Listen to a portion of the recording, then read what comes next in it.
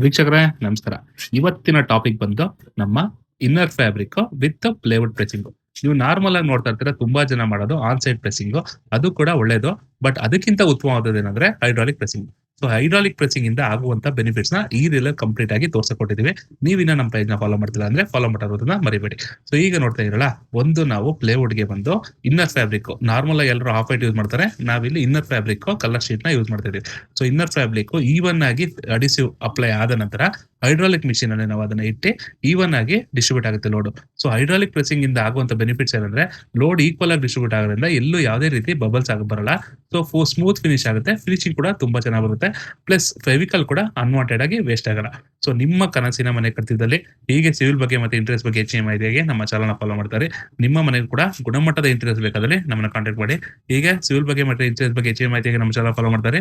ಸದಾ ನಿಮ್ಮೊಂದಿಗೆ ನಿಮ್ಮ ಮನೆ ಕಟ್ಕೊಡೋ ಮಗ ಚಾಲತ್ ಮಾಡ್ತಿರುವಂತ ನಮಸ್ಕಾರಗಳು.